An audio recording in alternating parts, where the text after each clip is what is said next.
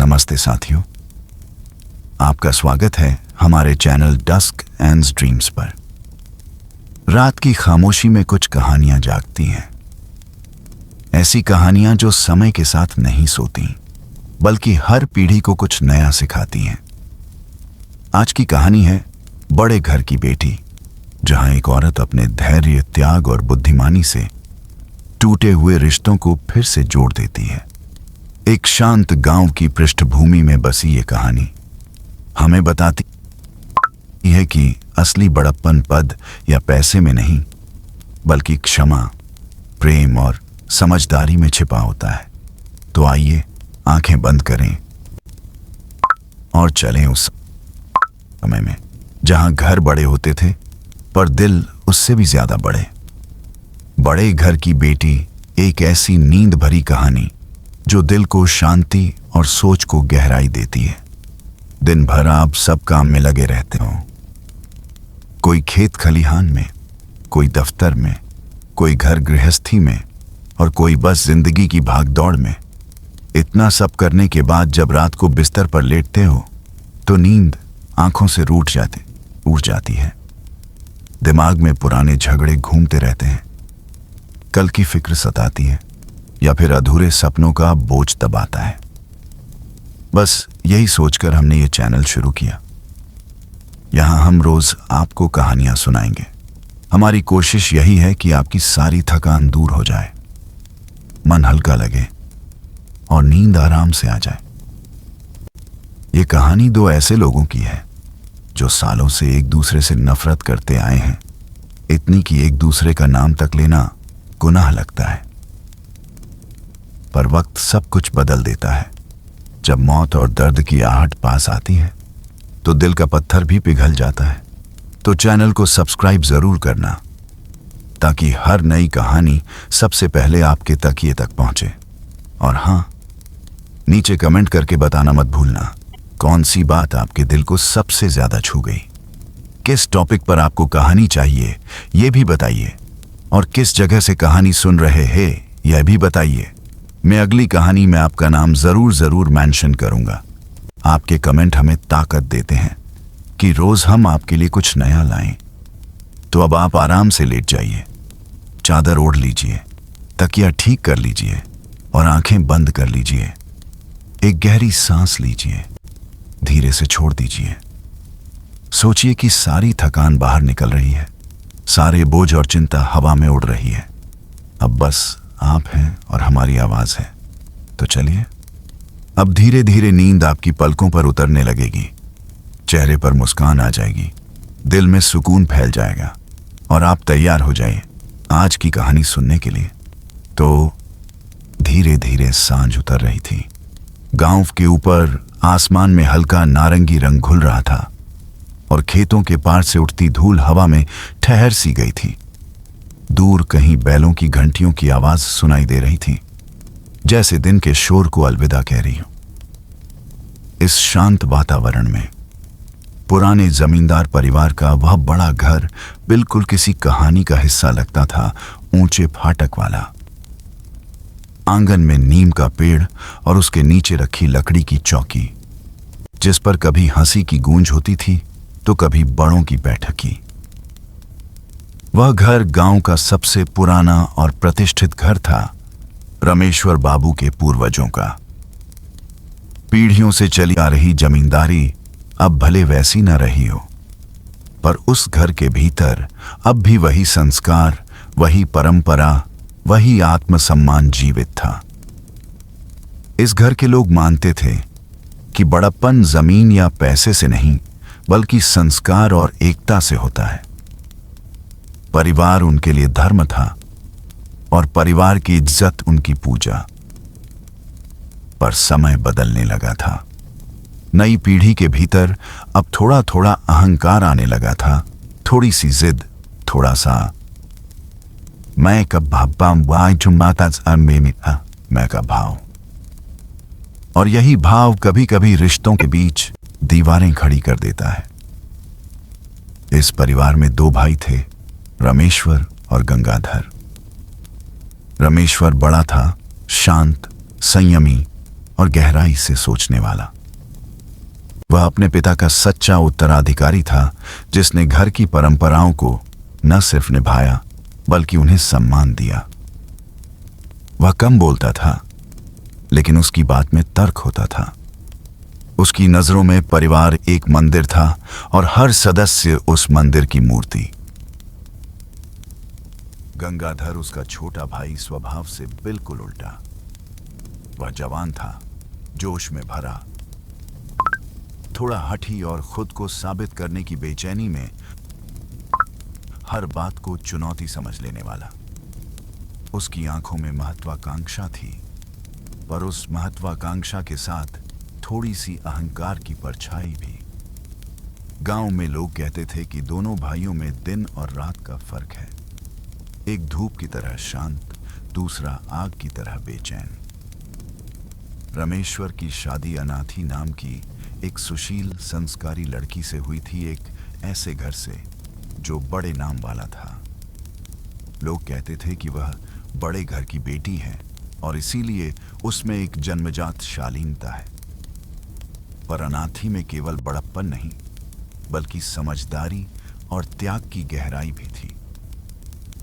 जब वह पहली बार उस घर में आई तो उसने देखा, यह घर न सिर्फ मिट्टी और दीवारों से बना है, बल्कि संस्कारों की नींव पर खड़ा है। हर सुबह तुलसी के पौधे के पास दिया जलता, दादी पुराने समय की बातें करती और रसोई से सौंधी खुशबू आती। यह घर एक परिवार से ज्यादा एक जीवित आत्मा जैसा था, और उस आत्मा को जीवित रखने की जिम्मेदारी उसने खुद अपने ऊपर ले ली थी। अनाथी का स्वभाव किसी शांत झील की तरह था, बाहर से स्थिर लेकिन भीतर गहराई भरी हुई। वह कम बोलती थी, पर जब बोलती तो उसके शब्दों में सच्चाई और अपनापन झलकता। वह कभी भी ऊंची आवाज में नहीं बोलती थी, यहां तक कि नौकरों से भी वह इतनी विनम्रता से पेश आती कि सब उसके सम्मान में झुक जाते। रमेश्वर उससे बहुत स्नेह करता था, पर गंगाधर अक्सर उसके बड़प्पन से असहज महसूस करता। शायद उसे लगता कि भाभी का यह शांत स्वभाव उसके जोश पर पर्दा डाल देता है। कई बार वह अपने दोस्तों के सामने कहता, भैया तो हमेशा समझदारी की बातें करते हैं, पर जिंदगी सिर्फ नियमों से नहीं चलती।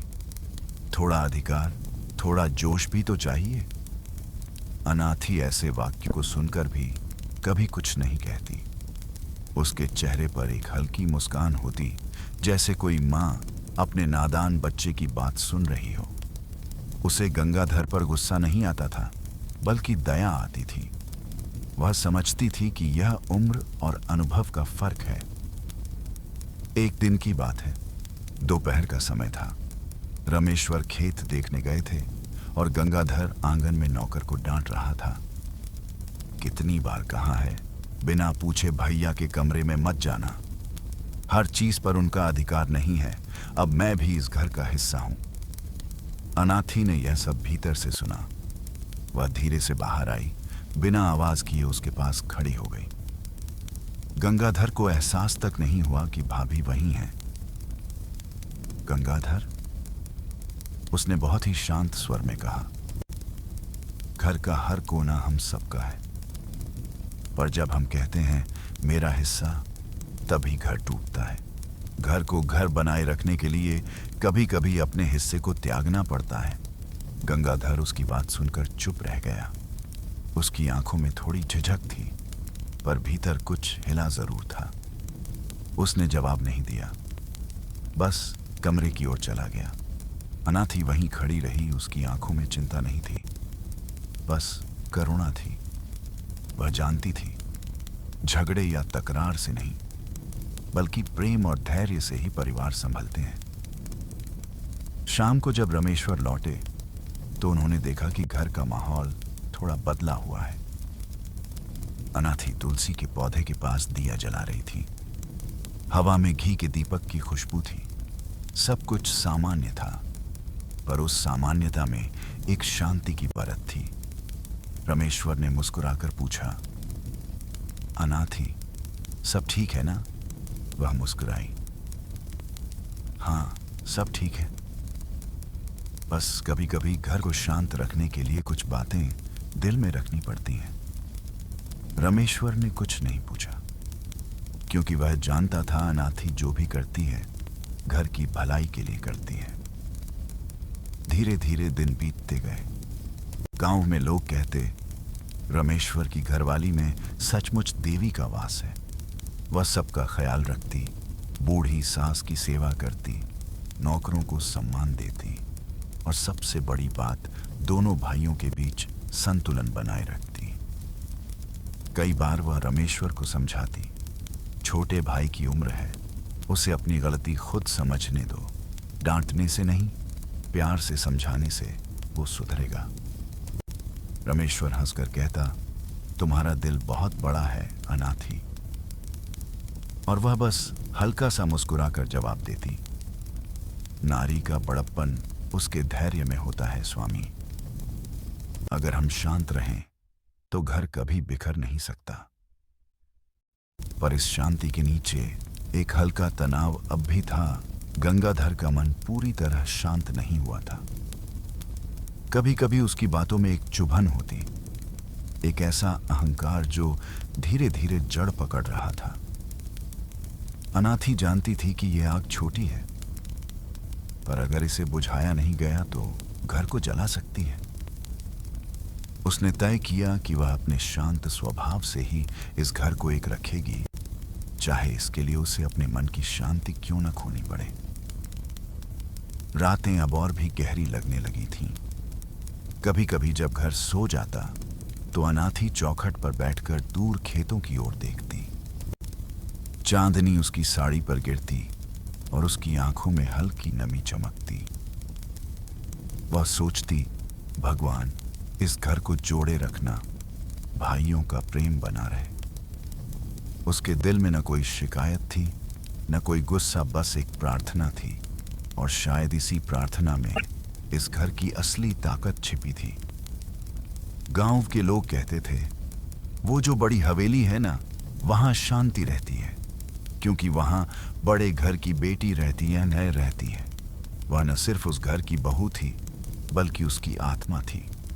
और जब भी कोई वहां से गुजरता तो तुलसी के पास जलते उस छोटे से दीपक को देखकर मन ही मन कह उठता, यही है घर का उजाला। शाम की लालिमा अब ढल चुकी थी।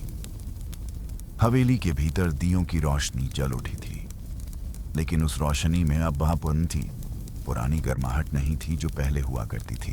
पहले जब भी रात उतरती, आंगन में दोनों भाई रमेश्वर और गंगाधर साथ बैठकर बातें करते। कभी खेतों की चर्चा, कभी पुराने दिनों की यादें। अब वे बातें कहीं गुम हो गई थीं। पहले ये मतभेद बहुत छोटे थे, किसी खेत की बटाई को लेकर या किसी नौकर की गलती को लेकर।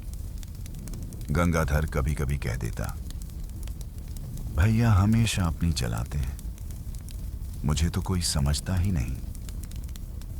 रमेश्वर तब भी शांत स्वर में कहता, घर एक होता है गंगाधर, इसमें तुम्हारा और मेरा कुछ नहीं, बस हमारा होता है। लेकिन धीरे धीरे यह हमारा शब्द गंगाधर के मन में चुभने लगा। उसे लगने लगा कि इस घर में सब कुछ बड़े भाई के नाम से चलता है और उसके हिस्से में बस आदेश सुनना है। उसकी जिद बढ़ती गई और उसी जिद में उसने अपने मन के भीतर एक दीवार खड़ी कर ली। एक दिन की बात है, सुबह का वक्त था। रमेश्वर ने खेत के एक हिस्से में नया बीज बोने का आदेश दिया था, लेकिन गंगाधर ने उसी जगह अपने मजदूरों से दूसरी फसल लगवा दी। जब रमेश्वर ने देखा तो बोला, गंगाधर, मैंने कहा था यहां गेहूं बोना है, तुमने बाजरा क्यों लगवाया? गंगाधर ने तुरंत जवाब दिया, भैया अब हर बात में आपकी मर्जी क्यों चले? ये जमीन मेरी भी है। उसकी आवाज ऊंची थी और रमेश्वर कुछ देर चुप रहा। उसने धीमे स्वर में कहा, मैंने तो बस सलाह दी थी।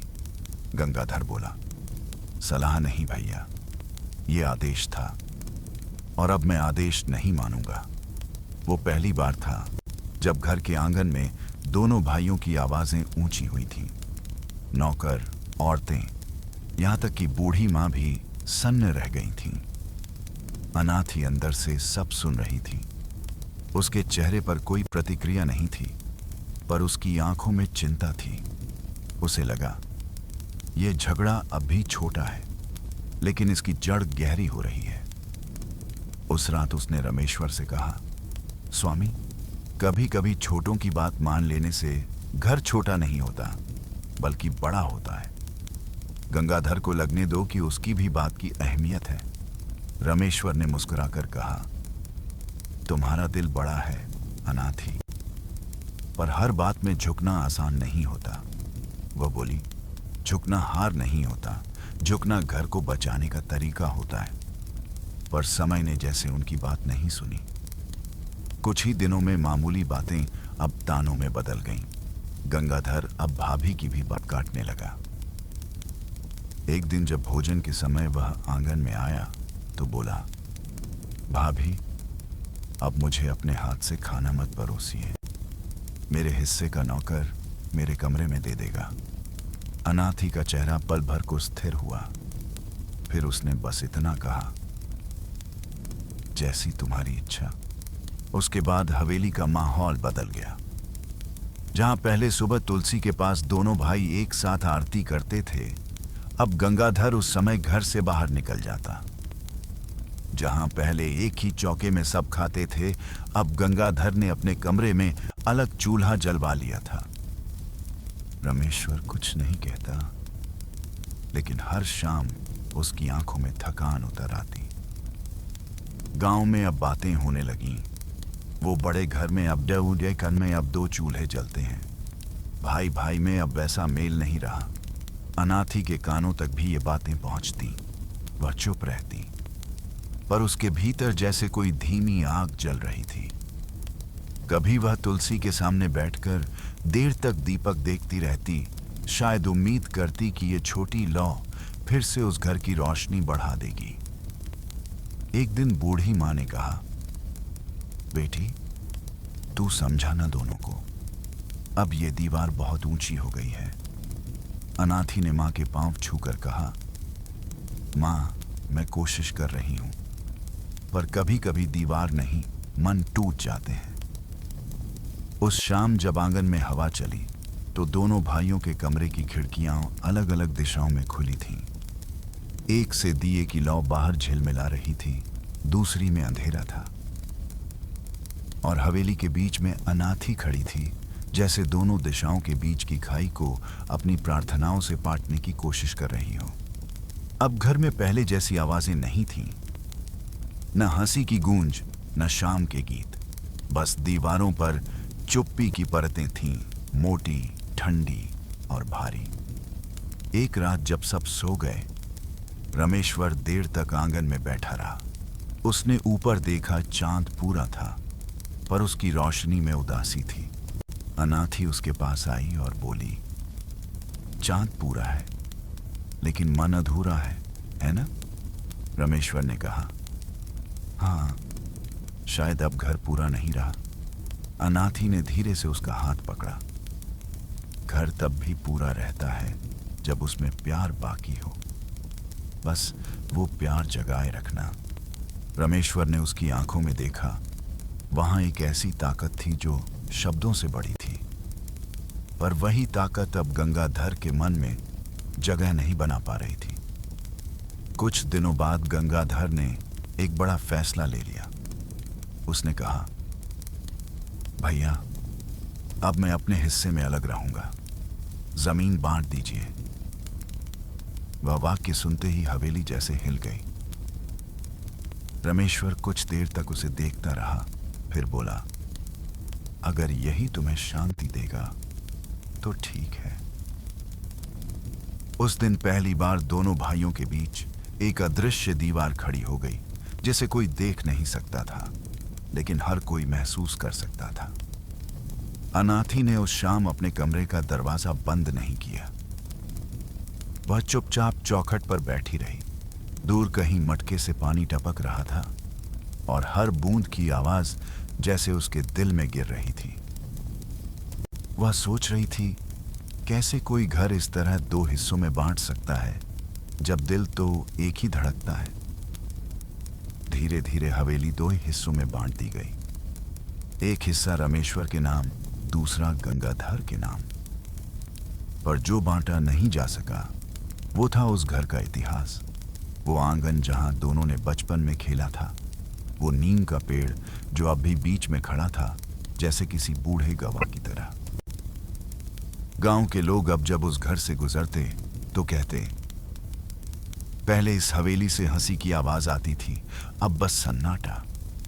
और इस सन्नाटे के बीच अनाथी की मृदु आवाज ही थी जो अब भी सुबह तुलसी के पास सुनाई देती थी। हे प्रभु, इस घर में प्रेम लौट आई है। उसकी आवाज धीमी थी पर उसमें एक दृढ़ता थी। वह जानती थी कि यह तूफान अभी थमा नहीं है, पर वह यह भी जानती थी कि जब तक उसका विश्वास जिंदा है तब तक यह घर एक दिन फिर मुस्कुराएगा। गांव की हवा में अब पहले जैसी मिठास नहीं रही थी। वही आंगन, वही तुलसी का चौरा, वही मिट्टी की खुशबू, मगर अब सब में एक अजीब सी खामोशी उतर आई थी। कभी इसी आंगन में दोनों भाइयों रमेश्वर और गंगाधर की हंसी गूंजती थी। दोनों साथ खेत जाते, साथ बैठकर खाते। मगर अब रमेश्वर के घर की दीवारें जैसे चुप्पी से ढकी थीं और गंगाधर का आंगन जैसे अहंकार से भरा। और इस सबके बीच अनाथी थी।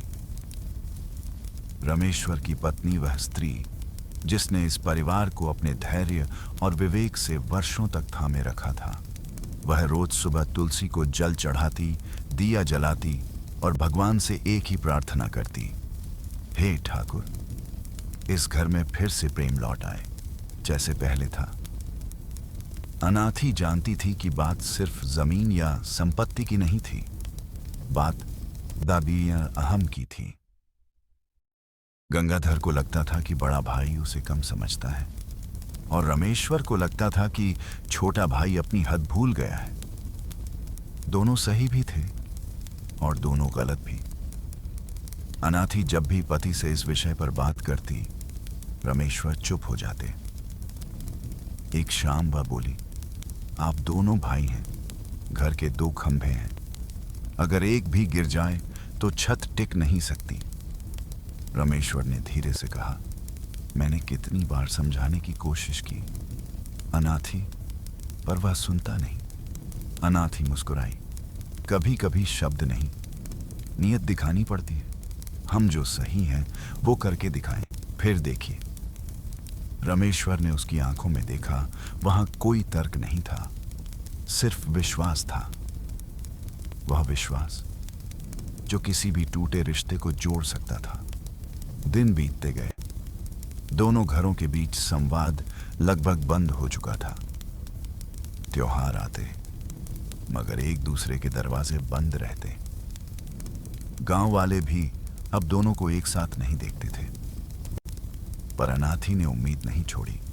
वह अक्सर गंगाधर की मां को दूध या सब्जी भेज देती बिना किसी दिखावे के। कभी बच्चों के लिए मिठाई रखवा देती। गंगाधर की पत्नी सुशीला इन बातों को समझती थी। कभी कभी वह मन ही मन सोचती, इतना सब होने के बाद भी भाभी का मन साफ है, क्या कोई ऐसा भी हो सकता है? मगर गंगाधर, वह अभी भी अपने गुस्से में था। गांव में एक दोपहर अचानक हलचल मच गई। तालाब के पास की जमीन को लेकर किसी किसान का विवाद हुआ और मामला पंचायत तक पहुंच गया।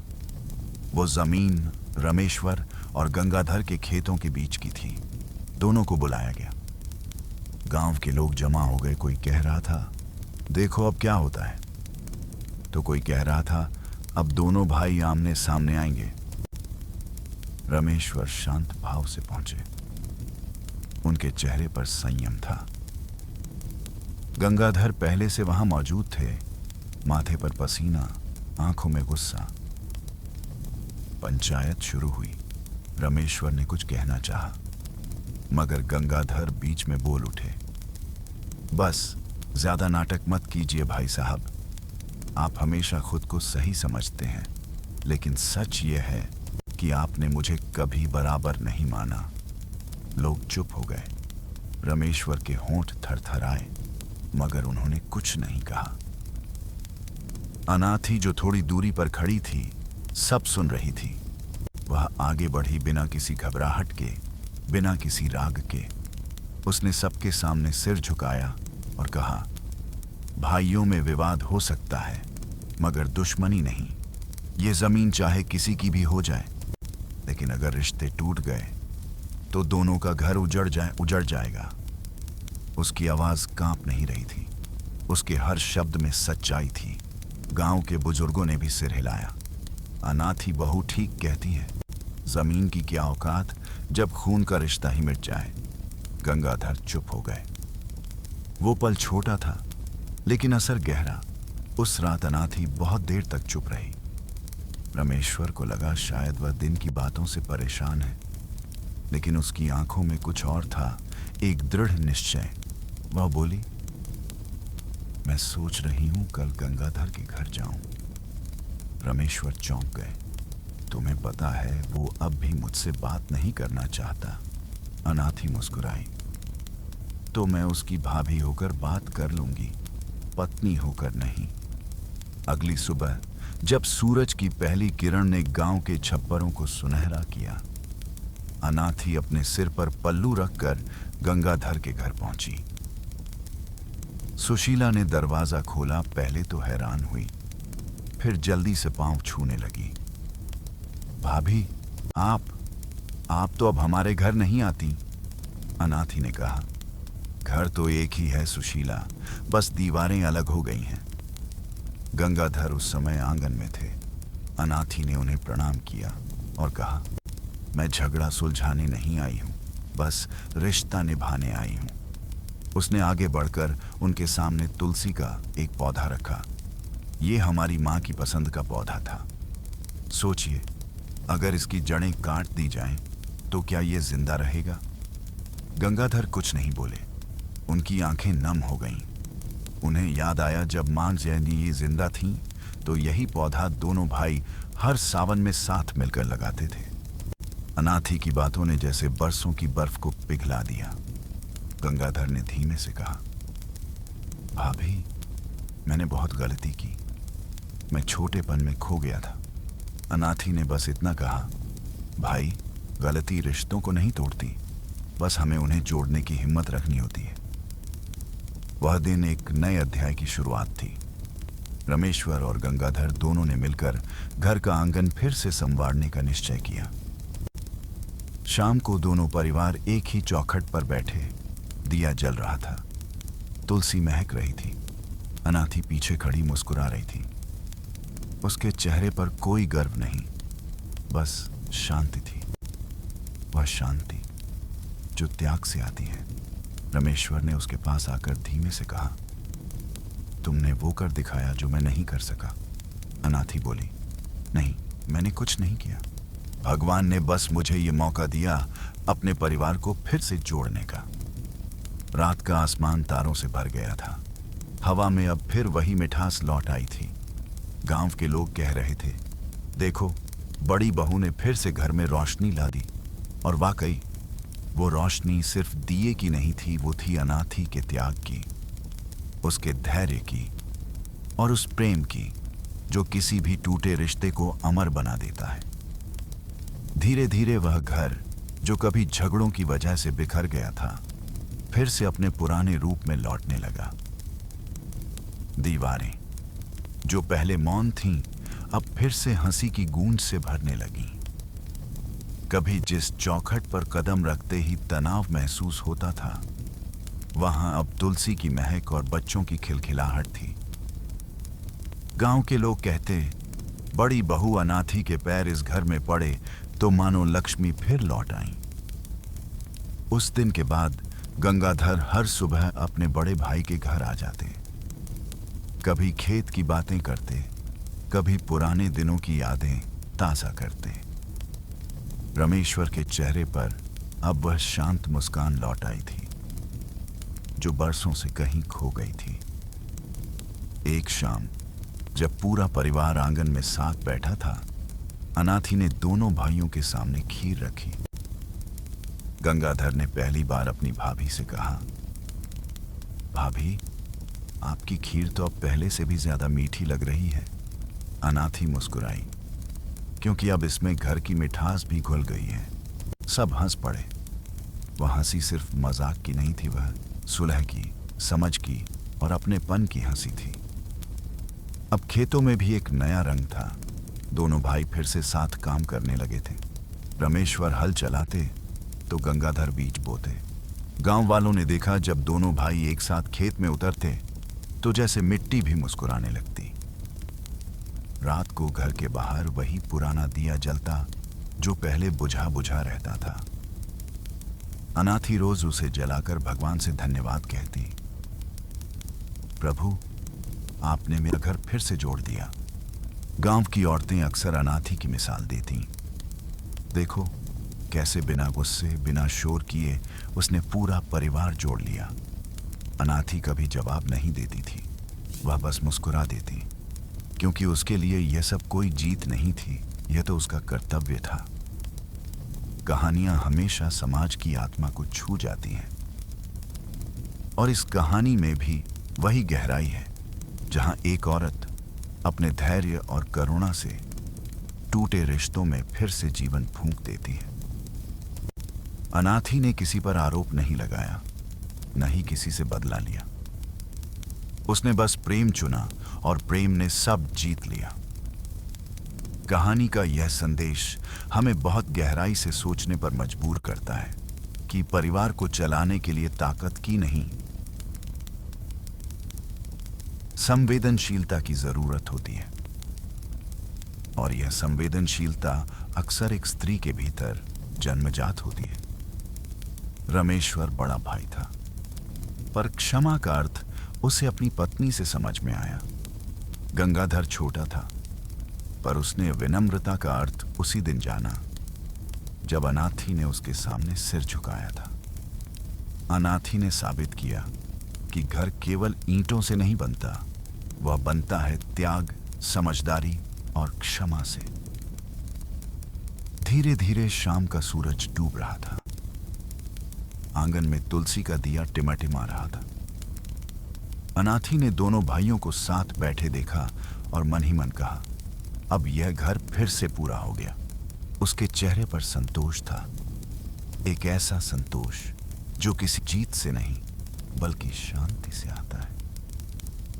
गांव के बुजुर्ग अक्सर कहा करते थे, जहां स्त्री समझदार हो वहां घर कभी नहीं टूटता। और सच ही तो था। अनाथी जैसी स्त्रियां ही तो वो अदृश्य सूत्र होती हैं जो पूरे परिवार को एक साथ बांधे रखती हैं। परिवार को जोड़ने की असली ताकत स्त्री में होती है, और बड़ा वही है जो क्षमा कर सके, जो हर युग में उतना ही सच्चा रहेगा जितना उस मिट्टी की खुशबू जहां परिवार, प्रेम और त्याग की जड़ें आज भी जीवित हैं।